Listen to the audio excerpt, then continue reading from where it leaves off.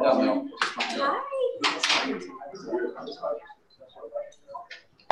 There he is. We're here now, buddy.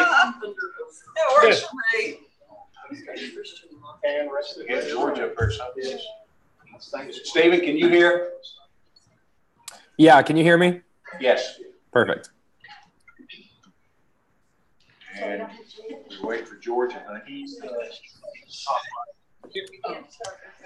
still on. Yeah. Hi, Fred. Hi, Stephen. Hello. Oh, Mr. President. George, can you hear us? George, can you hear us? That's pretty good. I'm going to give him just a few more minutes here just to see if Julie gets online.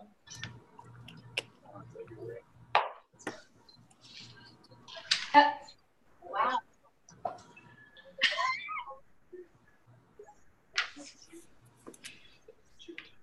How are you? George, can you hear? Can't hear me. There's just so many.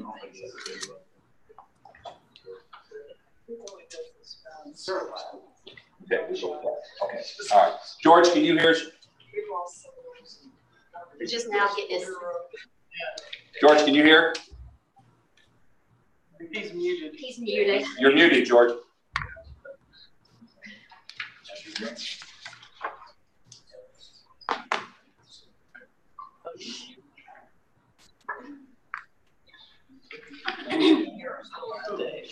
You're unmuted, the host. Can you hear George? Yes, I can. Okay, good. I'm going to give you the same. I'm going to give you the same warning. Don't touch any of those buttons, George. Okay. All right. Are we ready? What's the deal? Ready? Okay, I'm going to call to order the Finance and Budget Committee. No, this is okay. All right. Okay, we're going to try to go with. we need him mute. He does need to mute. He does need to mute, otherwise. Okay.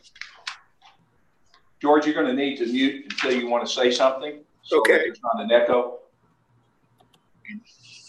And if you want to, just kind of raise your hand there, and we'll know to unmute you. All right, I'll call the meeting to order, and I'll the Finance and Budget Committee special meeting, and ask Julie, would you take a quick roll?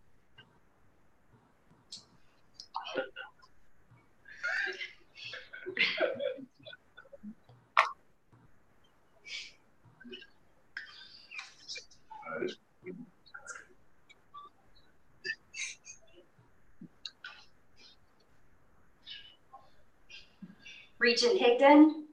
Yes. Regent Johnson. Here. Regent McKinney. Present. Regent Porter. Present. Regent Ridley. Present. Okay. We have all the members present, either by video conferencing or in person. In addition to that, we have via video conferencing. I can't hear, and they can't hear me, I don't think. Right. So that's what I'm saying. Take the headphones out and just speak. We have Stephen Myers with us, faculty regent, staff regent is here, President Caboni, and me, the guest of honor, Dr. Bell. Got you. I did say that. Oh, I'm sorry. And I do want to make a note that as far as the video conferencing is concerned, that a new bill was passed, House Bill, whatever the number of it is, that amended KRS 61-826, and it allows for video conferencing as part of any official meeting. We are conducting some of this pursuant to video teleconferencing, and Regent Higdon is present for the committee pursuant to that. And the bill did have an emergency clause provision in it that allows us to have this meeting pursuant to that law. Before we get started, and hopefully you guys can hear me, I got a couple of comments I want to make, and then want to talk about certain things procedurally. First of all, this is a new error for us in terms of budget approval. And I want to emphasize that this meeting demonstrates this new procedure we're going through. So it's going to be rough at times, and we'll get it straight as we go on through the years. But I want to recognize President Carboni, because when he came to this university, he made a commitment that we were going to have open decision making. We were going to have shared governance, and we certainly have undertaken that process, President Carboni, with the Budget Council and improvement, approval of their suggestions, of how we've communicated across the campus, the questions you get back, the decisions you have to make with the advice of your council and cabinet. And we've started that process. That's important. That's shared governance, and this is a perfect example of that. And I give, every time I have an opportunity to say that, I want to say that. The second thing is the regents.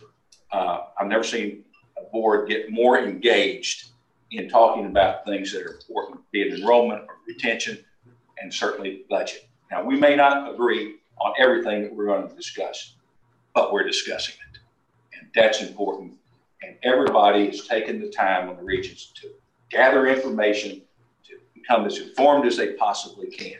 And that's exactly what our bylaws say we should do. And I commend the regents for doing that. I want to single out one other person, and that's Ann Meek, because it would not have been, this is a difficult process. And you have kept us all on the straight and narrow in terms of getting there, keeping people informed, answering questions. And certainly I've learned a tremendous amount from you, not only this year, but the year before. And I know it's changed, but this doesn't get done sometimes if it's not for somebody like you. So I want to make those recognize these people. All right, procedurally, what you have in front of you and what Ann has presented is an action item, and it contains 4 decision points, if you will, regarding tuition, online fees, faculty salary increase pool, and the operating budget. And Ann's presentation is going to be with respect to all of those items. And then I assume that there will be questions and debate with respect to those items after her presentation. We get to that point after those questions, after her presentation, I'll ask the committee to make any comments or questions. And then we'll just open it up to all the regents that are here. And we will go through all the questions and comments to the extent that we can and get everything out on the table. So that's my goal today, hopefully. Okay, hopefully. I assume they're still on. Yes. Okay. So at the end of that process, then I'll ask for a motion to approve all of the items as one. However, we may adjust them if they are adjusted. And then that will be presented to the full board on June the 22nd. So that Ann will then have directions as to how to go forward with the budget with these items in, out, or amended as we go through today. So right now, are there any questions we've got regarding the procedure that anybody's got? Okay. Ann, please. Thank you. The first thing to note is in front of the people that are here is that there was a correction to the tuition and fee schedule. We had some inadvertent asterisks, we'd say. So a corrected version is in front of you. For those of you online that may, did we distribute another one? We didn't. For those of you that are video conferencing, there was an inadvertent asterisk next to resident undergraduate tuition on your last page of your agenda item.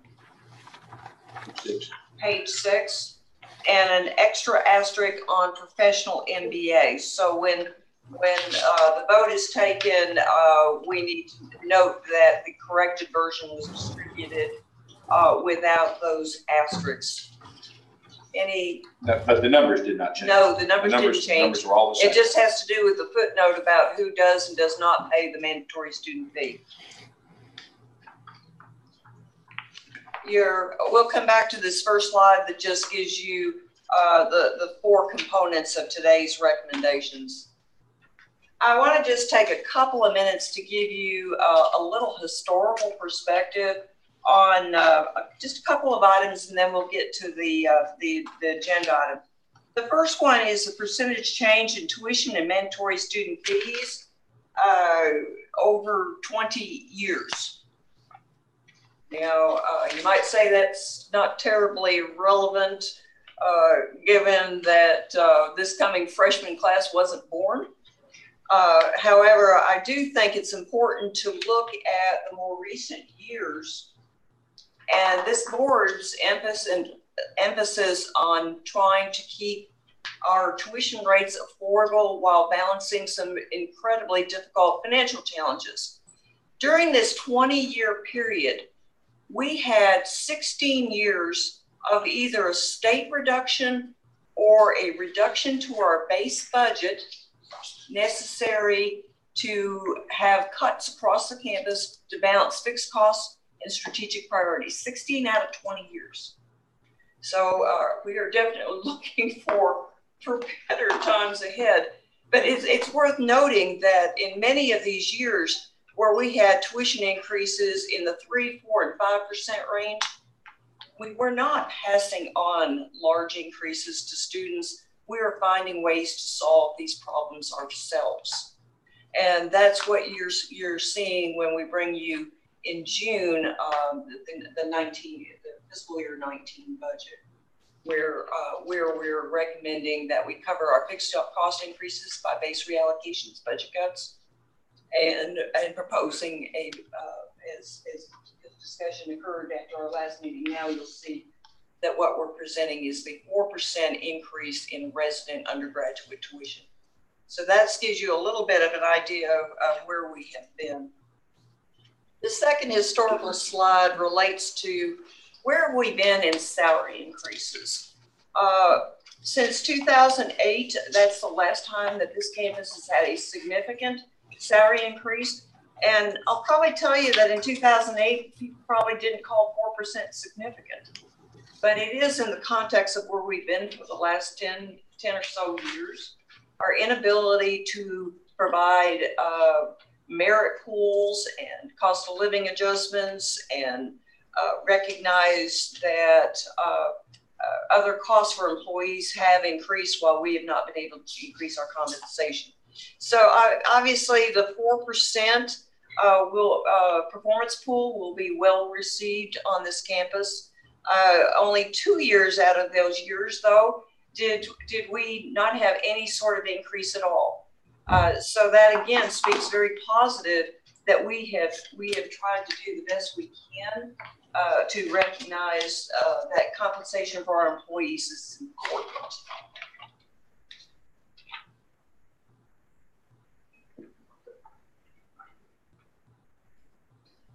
Going back to your agenda item where you have 4 components, I hadn't planned on a formal presentation of these recommendations because we did have a fairly lengthy discussion at the last meeting. But the first one is in fact an increase of a $50 online course fee that would be assessed to full-time students that are taking the mixture of full-time and face-to-face courses. The second one is the tuition and fee schedule, which you have attached. That the only change that we made from the last time you looked at it was in the full-time undergraduate and the rate per credit hour for on demand, and a slight increase in the distance learning.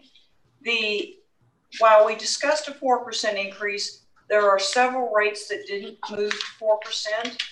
And the reason for leaving them at 3 or less is that there's market sensitivity, competitiveness with other institutions, and primarily in graduate programs where we've had significant challenges maintaining our part-time graduate enrollment.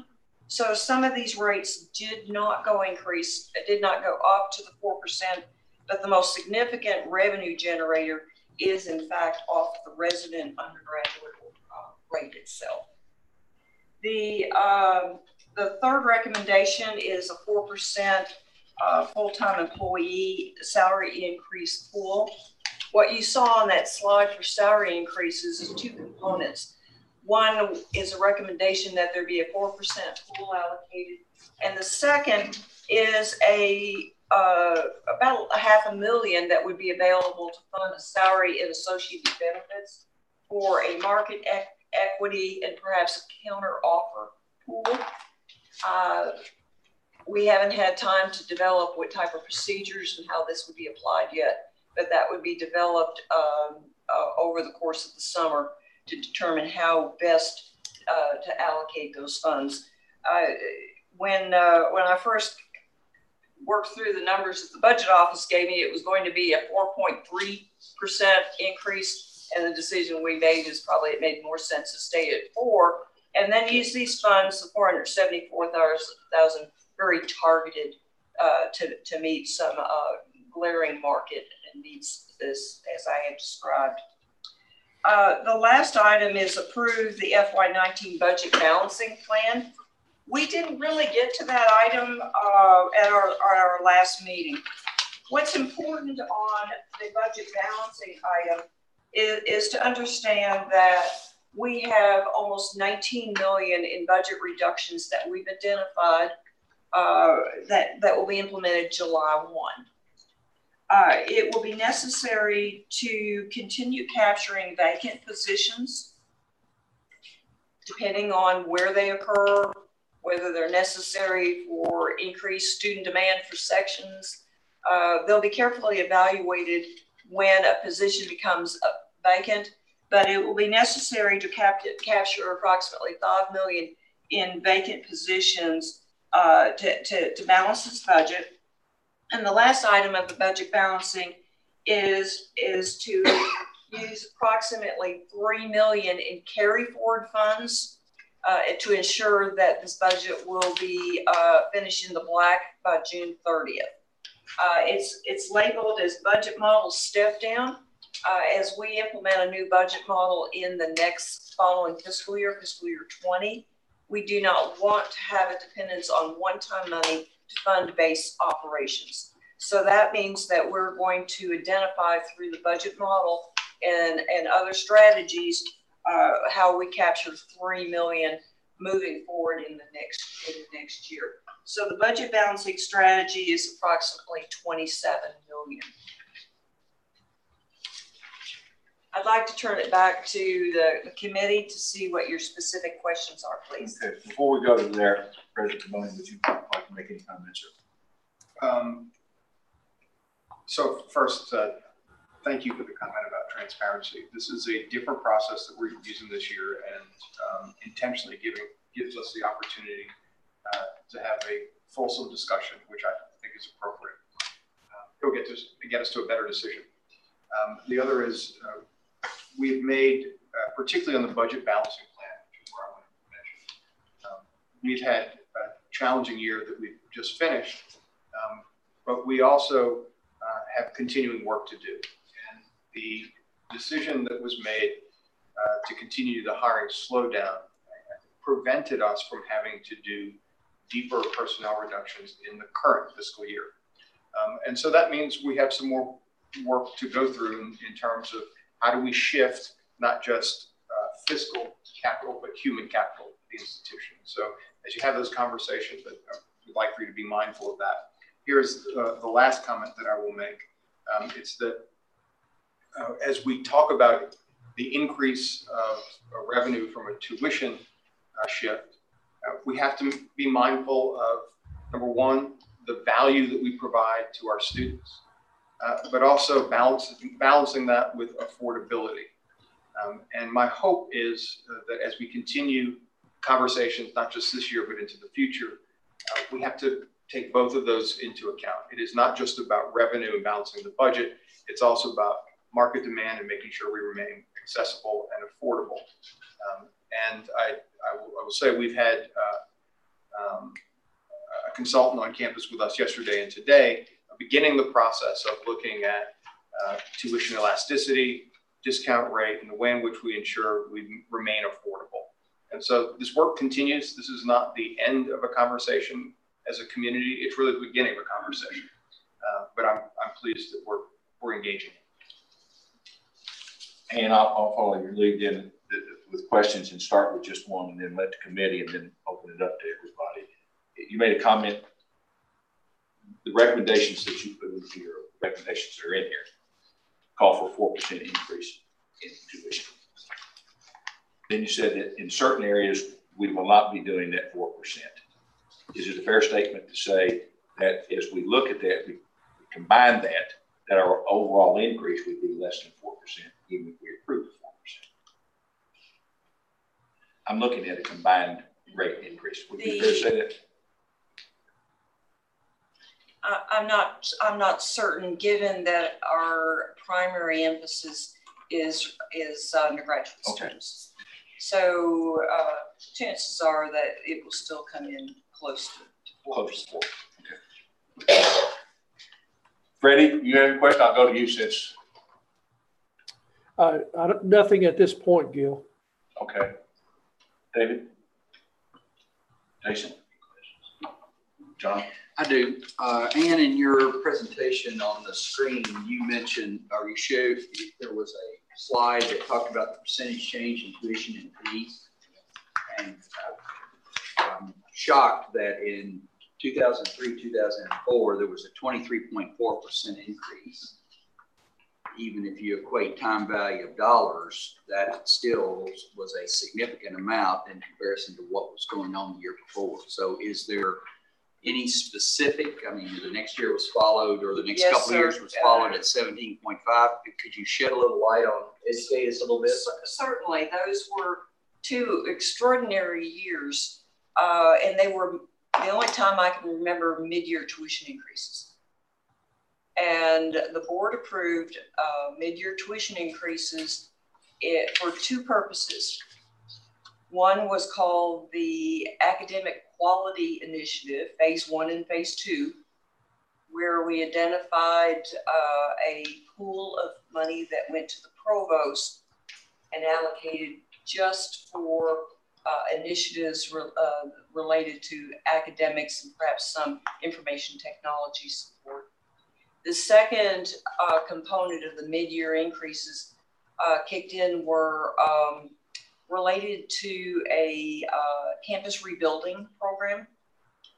And that allowed us to have bonding capacity to construct the music practice facility, to renovate Van Meter, to make improvements to the Fine Arts Center, and to make some modest improvements to Bryce Hall. There may have been a few other items, but it was decided that these were very specific mid-year increases and related to those strategic priorities I just named. Can I make a follow-up?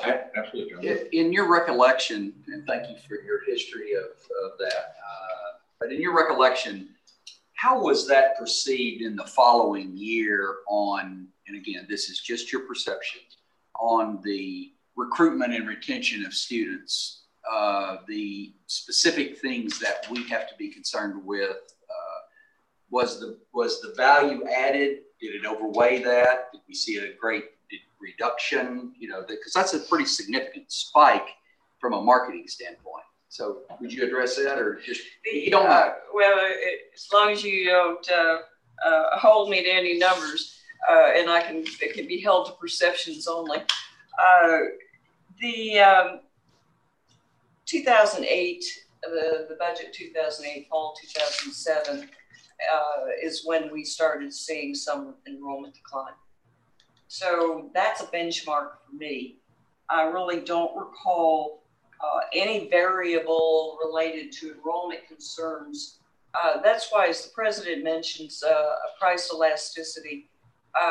Pricing is a very challenging strategy to determine what your market's doing, and how you present the institution as to value versus price. What is your discounting policy? There are a lot of variables that go into it. So being able to correlate a change in the price with a decline in enrollment is an erroneous very simplistic approach to understanding the impact of the change in pricing. I just don't recall, there could have been a variance, but I don't recall before fall of 2007 a trend related to declining enrollment. And you know, the other variable that would be interesting to add to this graph is the economic conditions. We have seen the history of how enrollment changes, whether you're in a recession or not. So and what the availability of jobs are. So it is complex, but I believe that when these mid-year increases were presented, it was well understood that we were trying to improve academic quality, and we were also trying to address for the most part, some very key academic facilities. Hope that helps. Sure. So would it be fair then to assume that that heavy spike in increase did not directly correlate to a reduction, because it was followed up in 2008, 9, and 10 with the Great Recession? And so that could have a greater impact, but it allowed us to have the elasticity, thank you, but to price ourselves so that we could be competitive in a market where during that period we captured a lot of folks that were out of jobs, and that didn't impact probably our retention rate. Would that be fair? Okay. Thank you, Mr. Chair. All right, I'll open it up. Class. First thing I want to say is I think it's wonderful that we're doing this. This is what I think the board should be doing. I have a number of comments, and so the main comments I have are about this online tuition fee. And I want to make 3 principal arguments why I think this is a bad idea. So the first one sort of works like as follows. While Anne showed us how the tuition increased, what you're probably not quite aware of is that we have fees, course fees, which have mushrooms, that basically there are hundreds of courses which have fees. Now, the issue of a fee is that, by and large, a fee is for a specific purpose. So, for example, there could be a lab fee because you're using a biology lab. There could be a lab fee because you're using a computer lab, or whatever it is. Likewise, you see at the bottom of this tuition page, we have a student athletic fee, a student centers fees, and so forth and so forth. Now, these fees are usually there for a justifiable reason. Here, we're instituting a fee which cannot be justified in terms of the actual expense of what it costs us to provide this course service. But it is a fee which we put in place to essentially fill a general revenue hole. And I think that's for me, a precedent which I'd rather not set. Okay, that's argument number 1. Argument number 2 is as follows. You are aware of that Anne just showed you a slide which says we're going to a 4% tuition increase. However, if you look at the revenue prediction of this fee alone, it is actually exceeding the 1% tuition increase. So if you are saying this is a 4% tuition increase, yeah, well, it's closer to 5. Okay, that's actually what we're doing. And we're doing this fee to fill a generic revenue hole. Okay, so it would be accurate to say that we're actually raising our fees by 5. The reason these fees have increased is because the CPE requires that a mandatory student fee, which they define a fee which everybody has to pay, needs to be approved.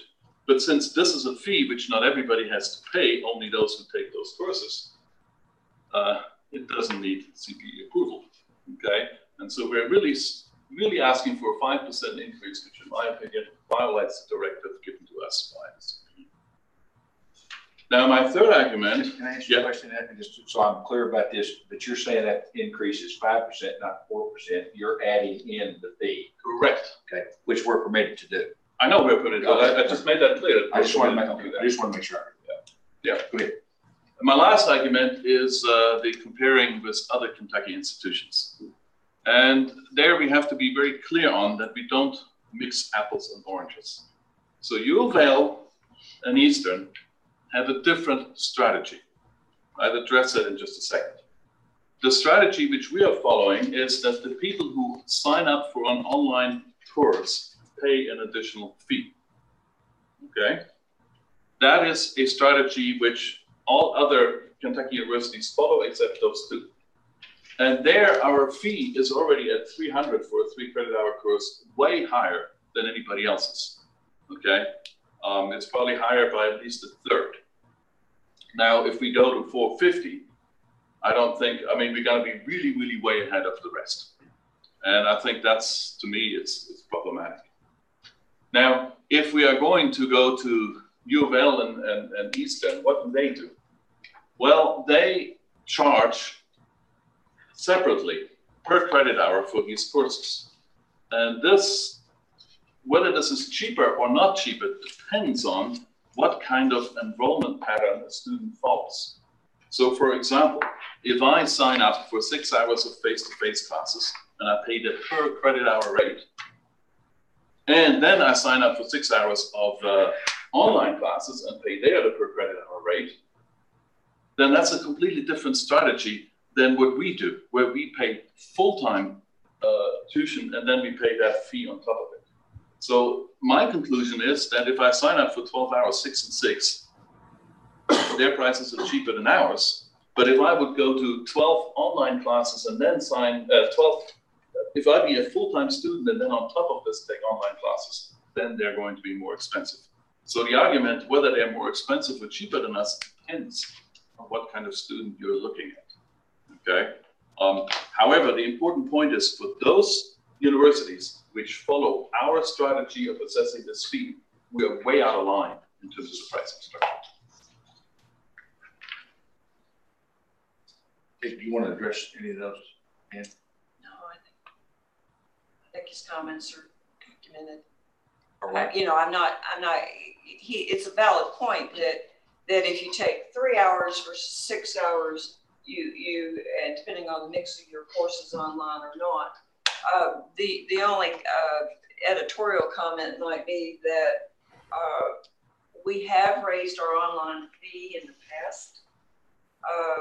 And as I documented before, we probably started out in the $70 range, ended up at 100. It's still a very popular alternative because of the convenience. When we talk about price sensitivity, I don't believe that the price for the online course has been a deterrent for enrollment. It is true that you could do your online course anywhere. So sometimes our competition is not, while we presented Eastern and Murray and University of Kentucky, sometimes our competition for online courses happens to be New Hampshire or another well-known online provider, or even the University of Cumberland's, which I confirmed has a rate reasonably close to ours. So students do have a choice.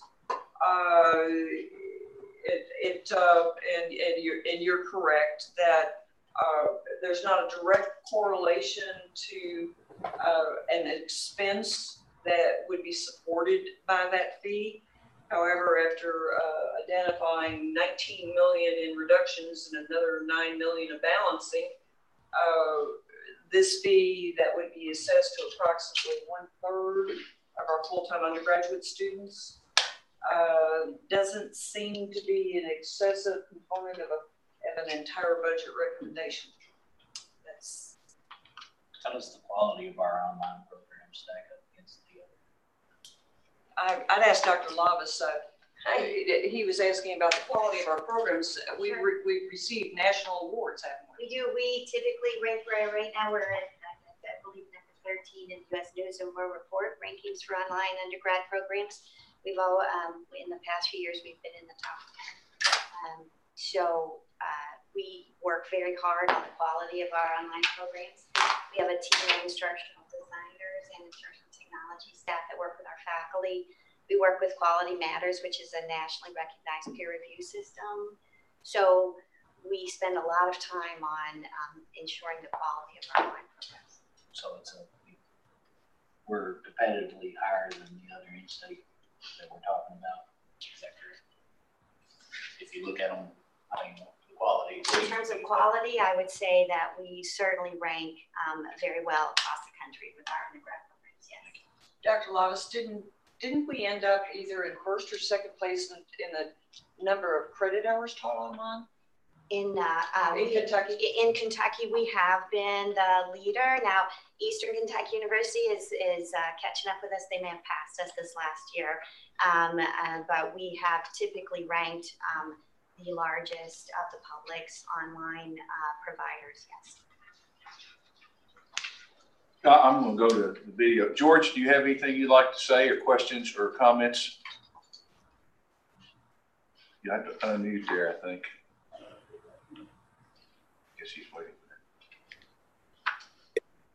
that. There you go. George?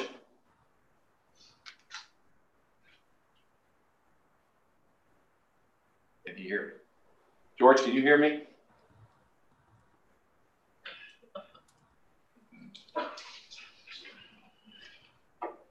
No. Can you hear me? Yeah, I can now. All right. Okay, great. All right. First, let me thank you all for doing this, and I appreciate all the background information and allowing those of us who are not on the committee to participate. I just had just a couple of questions that actually relate to more of how this impacts the future. First, President Gaboni, I didn't hear. I know you mentioned that we had consultants on campus the last couple of days. Do you have any idea of the timing of when we would get some analysis of the affordability issue? It certainly won't be in time for this budget cycle. That'll be a conversation we have during the next academic term that'll coincide with a reevaluation of our marketing strategy, pricing and discount strategy, but also all baked into the targeting the class for the fall of 2019. So it won't be helpful for this conversation. Okay. Then the other question I had was on the reductions to the divisions that are effective July 1, 2018. Do we have any estimate of what the future savings would be as a result of those?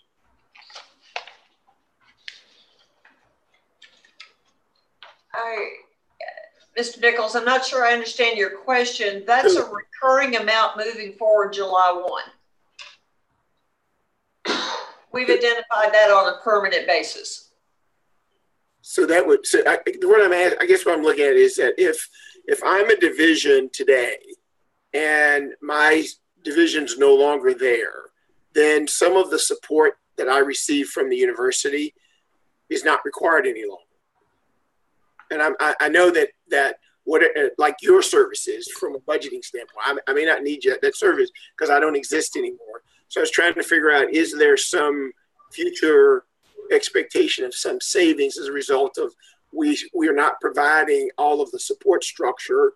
There's not the, if you've got other overhead costs, is that 18 million going forward? Is that some other number going forward?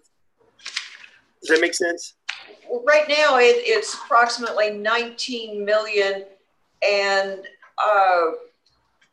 there are, for example, there's some cost savings moving forward, especially as it relates to the fringe benefit costs for positions that are eliminated. We have not tried to assess that impact. You might expect the employer's health insurance to go up anywhere to 2 to 5% a year, and obviously there's future cost savings by having a lower employment base. The other point that you were making, I'm not sure that the reduction in services translates to fiscal savings. One of the important variables, if I speak for especially the staff region, is that we're committed to maintaining a lot of the same services that will just be absorbed by some folks taking on some added duties. It is important that we don't come back and have this campus feel like the academic mission is impaired by the fact that the support services are saying, sorry, we're not going to do that anymore. Okay, no, I fully understand. The reason I asked that is that as you've helped me understand what carry forward means and how we use that at the university, and if you're thinking about how we prevent using one-time dollars for your base budget in the future, is, you know, I'm sure that you and the president already have strategies that you're thinking about so that we're not using carry forward dollars in the future. But when I look at such a large number, at $19 million, there's got to be some savings in there. And I'm just curious if we had a way of trying to capture what that is, so that could be a part of the way you would use your budgeting process going forward. I'll give that further consideration, sir. Thank you. That's all I have. All right.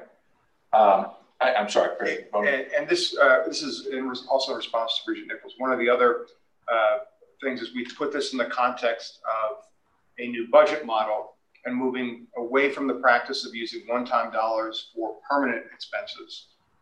I think that what will occur is not just additional transparency about the way in which dollars are allocated across the enterprise and any cross subsidies that we have. It allows us to help units understand their total expenses and their budgets, and that when we get to the beginning of a year and we know what all the enrollment projections are, or the actual enrollments are, and the actual cash in hand, instead of it being a centralized process where those decisions are made by a handful of folks, it actually empowers deans and their units to think about how do they respond to the challenges in a way that I think gets the decision-making process much closer to the challenge.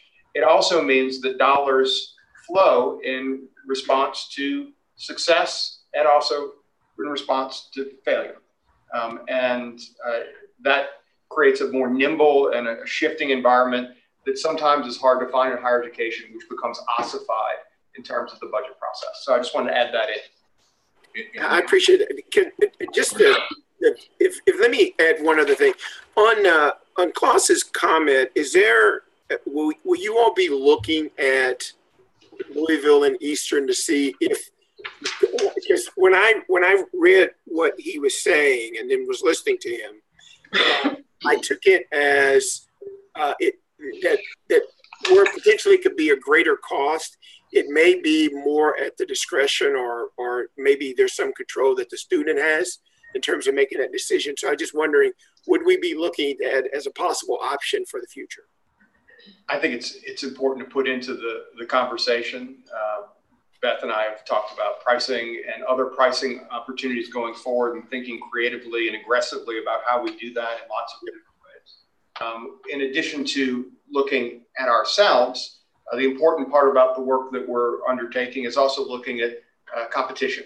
And so pricing strategy is never done in a vacuum. It's also done in the context of who are our overlap groups, where are we winning, where are we tested, and how do we make sure that everything we do is designed to have the effect of growing enrollment and increasing retention. So yeah, that's part of the mix too, George. All right, thank you. Okay. Pamela, go ahead. Obviously want to go back to the comment that Ann made, and I don't want to lose sight of a couple of very key points that we need to keep in mind as we move forward. The support services that the students need and the faculty need and require that the staff provide, they're still there. We're still trying to meet those needs, only with less people. It is not that some staff will take on some new areas. Many staff are taking on new responsibilities and seeing their workloads increase. And I would dare say very few, if any of those, are getting any kind of additional compensation for that increased workloads. So we're still trying to do the same amount of work or better with fewer people. You will probably see, there will probably be areas where there are shortcomings because of that. But it is critical to look at the fact that, you know, the staff are being cut and have taken heavily the hit on these layoffs, and we're still required to do what we're tasked to do. You couple that with when you look at the, and I appreciate this page on the salary increases. Well, there were nominal increases across the board. In 2008, 9, 2007, 8, there were faculty salary compression adjustments and market adjustments, but nothing for staff. Staff have not had any kind of market adjustment looked at in years. And yet we continue to be tasked with doing more with less. And, you know, I also, think very highly of the people who put the budget together. They've done a really good job with a very difficult task, but we can't lose sight of, and it is challenging. It's challenging to weigh, you know, putting increases on online students, you know, if they're place bound and we're concerned they may be more vulnerable.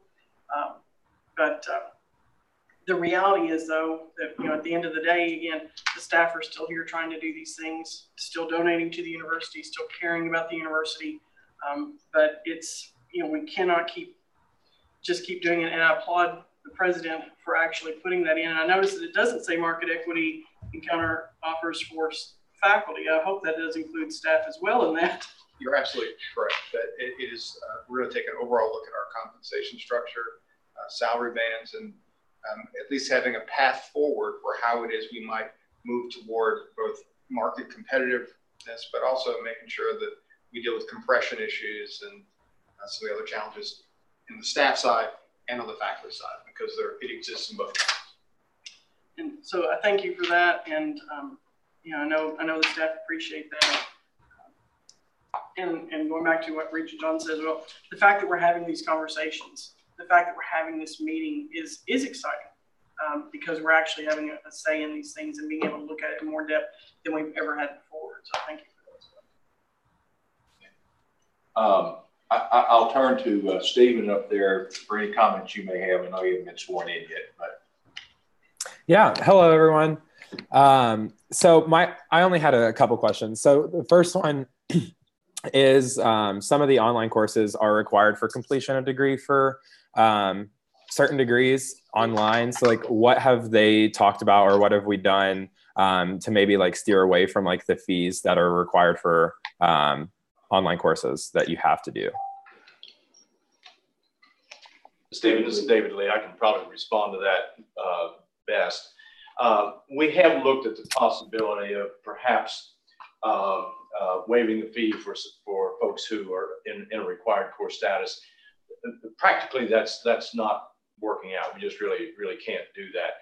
But what I have to admit I have learned was that I knew we had some courses like this. I didn't realize we had quite as many as we do. And so I have discussed this with the deans.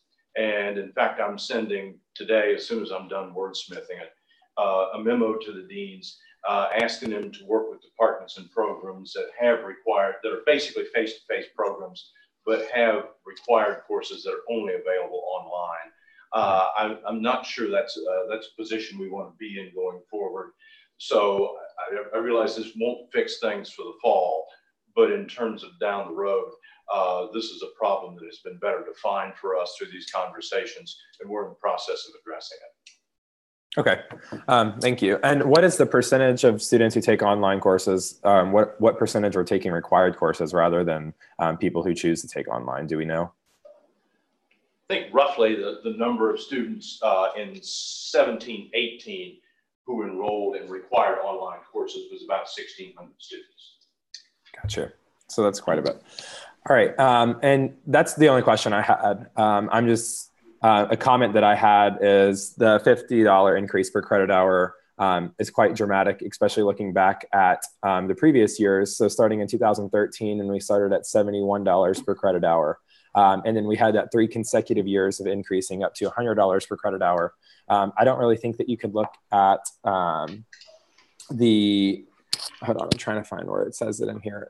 Where students were choosing to not enroll in online courses because of those increases. Those are smaller increases comparison to the $100 to $50 per credit hour. I know a lot of students have reached out to me personally asking me about this when they saw the agenda online. I've gotten a couple texts in the previous days just seeing, what else we could do. I understand the need for this and filling the holes. but I just kind of urge everyone to look other ways other than putting the fees on the students' backs, especially with the 4% tuition increase coming up. And that's all I had. Thank you. Thank you, Steve. Freddie, do you have anything further? No, I'm good. Thank you. Thank you, Gil. Okay. No. And did you want to? No, I'm fine. Thank you. I have one more. Awesome. And do you know if we're going to look at the fees we have collected, how that has increased for the last, let's say, decade? You know, from what to what? What's the growth of fees we have seen? I'm meeting with the consultants the president referred to after this meeting, and I'll have a better understanding of what's in their context versus the comments that have been made about proliferation of fees. You know, I'm hoping that it might be an outcome as we move forward with the new budget model, that as tuition flows to the colleges, perhaps that changes this dependency on proliferation of course fees. Because while you could identify a course fee with a breakage fee, which was true decades ago, now we have program fees that in all reality, it's an indication that the college doesn't have enough resources to do a variety of things. Whether it's they don't replace computers and equipment often enough, but it's a program fee. They may come back with a list of things that will enhance their programs, but it's a statement. You wouldn't be implementing a program fee if you felt like your base was adequate enough. So maybe in the context of how a new budget model goes and has tuition revenue flow, there could be a reevaluation of whether these other fees in fact are necessary.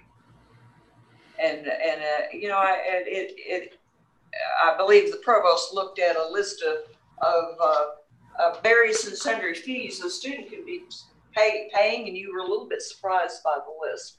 Well, both as a provost and as a dean, I've been very concerned about particularly course fees. And as a dean and as a provost, I was required to sign off of those. And I've probably gotten a reputation for not being very sympathetic with them. But I think Klaus's point is well taken, that the fee structure across, and I'll just take responsibility for academic affairs, needs to be revisited in a pretty comprehensive way. And I have been given a draft document for how such a process might go forward. So I think Klaus is right. This is something that needs attention, and we'll be giving that attention in the next several months. And if I could just add on to what you're saying, because I'm not involved in that process, today's a snapshot of where we stand right now today, that we have to address issues. And it doesn't make it necessarily easy, the decisions we have to make to be able to continue on. It's the new budget model, it's Huron, it's all those issues, what Klaus is saying, what the provost is saying, what Ann's saying, what you've said, President. We got to keep that in mind. What we do here this afternoon, what we do on June the 22nd, it's going to be different than what we do June 22nd, 2019. Go ahead. One additional comment on in reaction to what the provost said. When you think about our position in the marketplace and our students, it is always better for us to be simpler and more easily understood than complex. And so as we have this conversation, from my perspective, the reason we need to have it is that for the parents and the students who choose to come here, we want to make that decision easier, more simple, and more easily understood, not just for in year one, but over the course of 4 years. And so I am pleased about what the provost said, and we are going to take a hard look at everything that goes into total price, not just tuition. And I hope that includes the fact of the value of the product that we provide, because pricing and value are synonymous. Absolutely. And even with this increase, if you look at us in terms of the market and it looks like a bit of an increasing demand, I think the value proposition is what we have to be ever more persuasive about. It's not just about price, it's about cost, which is different from price because we do provide significant discounts and scholarships to students. And we're moving that down the need curve every year to make sure that we remain affordable. But it's also about the value you get for that over a lifetime. It's not just a one-time purchase. So I appreciate the opportunity to add that in. Mr. Chair, if there's no other comments, may I proffer a motion? Please do. I move to approve the Finance and Budget Committee's operating budget recommendation to be included in the budget recommended to the full board on June 22nd, 2018. I have a motion on the floor. Do I hear a second? Second. Bridget Ridley. With a motion and a second, then I will ask if there's any further conversation or discussion regarding the motion. Hearing none, I will ask the Finance and Budget Committee members to signify their approval of the motion by saying aye. Aye. And those Finance and Budget Committee members opposed signify by like sign. The motion carries unanimously. Since this is a special meeting, there's nothing else left. There'll be no new business. And this will be, I guess, Ann presented to the budget, which is part of the budget. And then when do you think it'll be out so that we can disseminate it? Sometime I want you to know that this budget staff behind me does. I know. They're the ones that deserve the credit. We go to print Tuesday, and then probably take them a week or so. Did everybody hear that? Did you all hear it? So what's our anticipated mail date, Julia? As soon as you get it to me. But it is something different, and I want to point out because I've had some great conversations with George and with Freddie about it coming, and Jason as well, about it, budget coming out in time for some people to.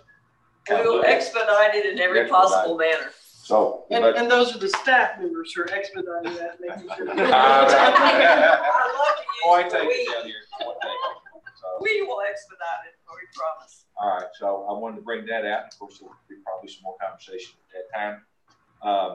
Then I'll stand adjourned if there's a motion. But before we do that, let me just thank everyone, and particularly Gil, for the hard work he's done in preparation for this meeting. And as it's already been said, I think it's an important step for the university and for this board, and certainly for our new president, for us to have this type of discussion, and it will make our end of June meeting, I think, much easier and better that we put this out in front of everyone and people had their chance to speak their mind. And I appreciate everybody getting together today so that that work can be behind us.